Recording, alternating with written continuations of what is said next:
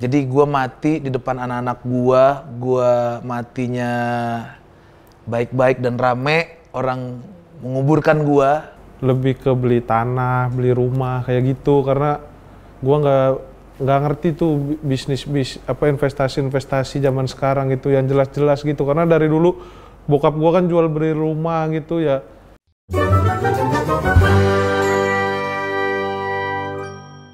Gue manggil lo apa nih? Rispo aja, Rispo. Gibran. Rani. Denis. Vanka boleh? Bapak, pras aja. Adri.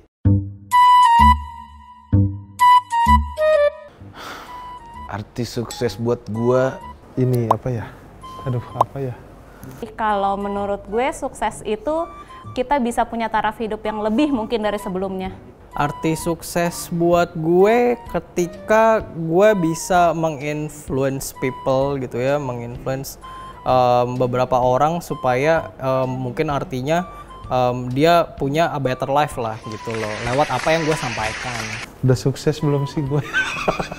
Nggak, sukses itu buat gue tuh kayak ya serba cukup aja gitu. Kalau gue kan udah punya anak, punya istri, anak gue tinggal di rumah yang nyaman, makannya bisa, kebutuhannya semua terpenuhi. Itu target gue sih sekarang itu aja gitu. Sukses gue ya nyenengin keluarga gitu. Financial freedom ya jatuhnya ya, sama ya kita berguna juga buat orang lain. Sukses buat gue tuh lu punya banyak waktu dan lu bisa melakukan yang lu mau tanpa harus kompromi sama orang lain. Arti sukses buat gue itu gue bisa mencapai apa yang gue targetin selama ini, mungkin lebih, sampai lebih gitu. Jadi gue mati di depan anak-anak gue matinya baik-baik dan rame, orang menguburkan gue, itu sukses menurut gue. Jadi karena gue lihat zaman sekarang orang banyak berlomba-lomba menjadi sultan, jadi gue takut dengan hal seperti itu yang menyilaukan mata dan menghentikan otak. Jadi menurut gue pengen anak gue sukses, itu menurut gue itu kesuksesan yang paling berarti menurut gue.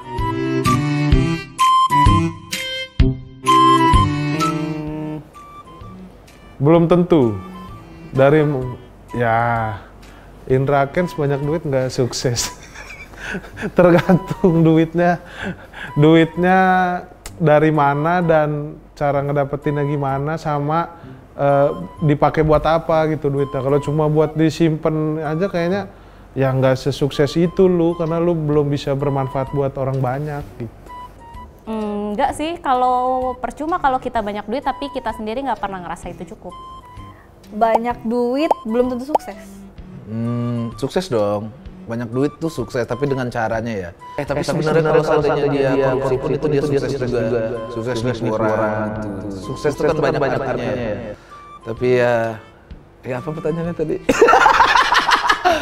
Gimana? Sukses apa? Enggak. Banyak duit tuh lebih banyak masalah sebetulnya. Dan lebih fana hidupnya. Kalau nggak ada duitnya, yang dikejar tuh cuma duit. Ntar begitu ada duitnya,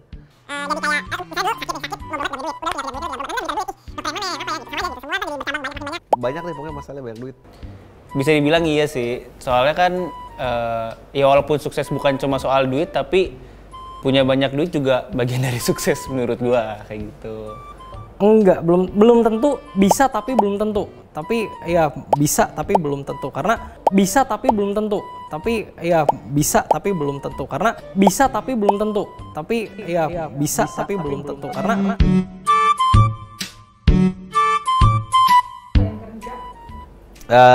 invest. Kalau lebih risk taker lagi gua kalau tapi invest lah. Ngepet. Investasi ya, bener investasi. Gue sih pengen sih belajar investasi, kayak investasi di sepatu gitu kalau gue. Liburan, kita tuh harus liburan, teman-teman. Kita harus vacation lah dulu. Itu banyak duit. Ngapain kita kerja tapi nggak ada liburan? Orang nggak ada duit aja bisa liburan. Gini, gue pernah belajar dari Robert Kiyosaki ya, sama Sandiaga. Jadi gini, dia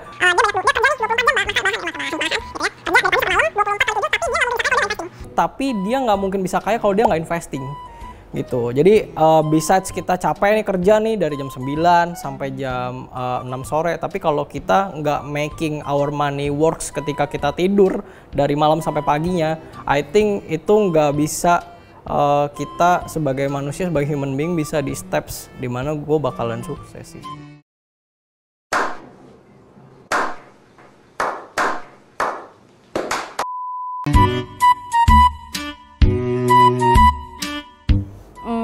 Investasiin 80% dan belanjain 30%, 20%.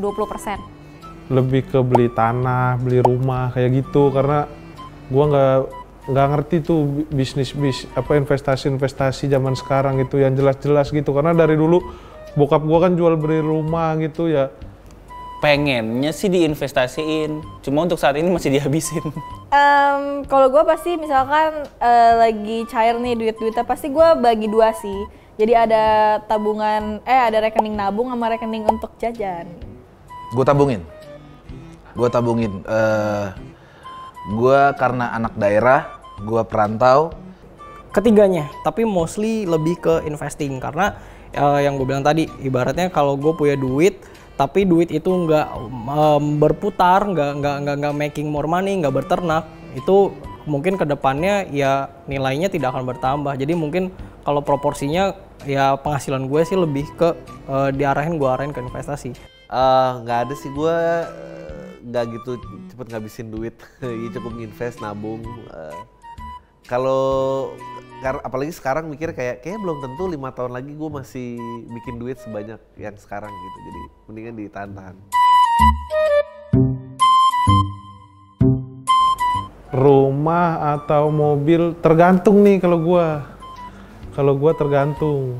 Gua waktu awal nikah gua mobil dulu gitu, karena jangka waktunya singkat. Untuk kalaupun gua harus kredit, jangka waktunya singkat.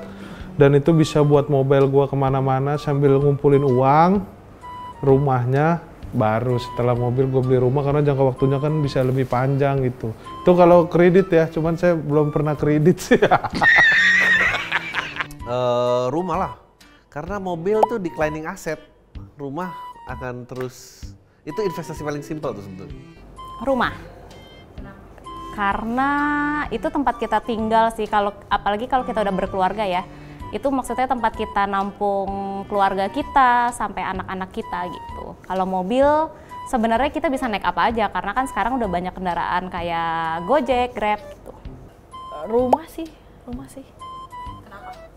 Karena gue udah punya mobil. Oke. Nggak bercanda ya, karena kayaknya kalau rumah makin lama makin mahal nggak sih? Kalau mobil mau kapanpun juga kita bisa cari yang sesuai budget. Rumah, karena kayaknya semakin lama rumah nilainya akan semakin tinggi sih. Jadi kalau nggak cepat-cepat sekarang, ya bisa makin mahal ke depannya. Gitu. Rumah, kenapa? Karena kalau gue nyicil, misalkan gue nyicil KPR atau KPA ya untuk apartemen, sama gue nyicil rumah nih, dua-duanya sama-sama nyicil, tapi itu dua hutang yang berbeda. Yang satu hutang aktif sama hutang pasif. Kalau gue nyicil rumah, gue nyicil barang yang nilainya ke depan akan bertambah. Tapi kalau gue nyicil mobil, gue nyicil something yang sebenarnya harganya tahun depan juga udah turun 20% sis. Mobil baru rumah. Karena gue suka dengan kendaraan ya, tapi rumah gue juga suka sih. Tapi karena gue sering lebih membeli kendaraan dulu gitu. Misal gue ada duit, dari dulu gitu tuh ada duit. Gue bisa nih beli barang ini. Tapi kayaknya motor dulu deh. Motor. Tapi nggak ada penyesalan sih habis itu. Orang kan, wah anjir gue nyesel kenapa harus beli motor, beli Vespa dulu ya. Harusnya gue bisa beli pintu dulu nih gitu. Ya gue nggak pernah menyesali itu.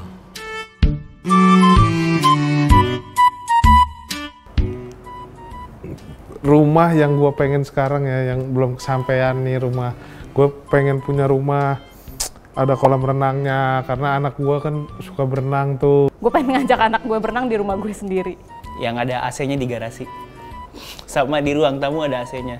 Nah itu mewah tuh.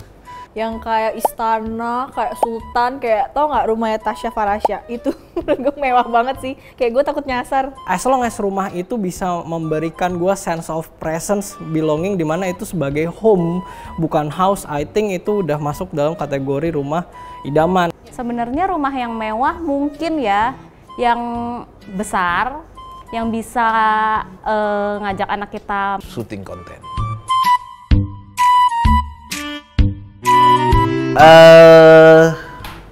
Ya dia biar tahu bahwa kan, dan sekarang semua ketangkep-tangkep ya.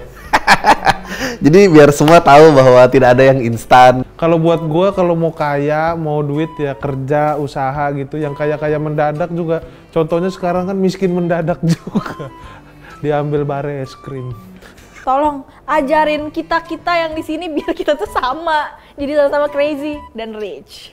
Dia dapat barang itu dari mana? Entah itu jangan-jangan dia cuma nyewa, minjem, atau emang punya sendiri. Kalau gue sih crazy nggak rich ya. Langsung miskinnya nggak pakai proses loh. Iya, tinggal ditarik. Miskin. As long as dia pakai itu untuk do the good things ya why not?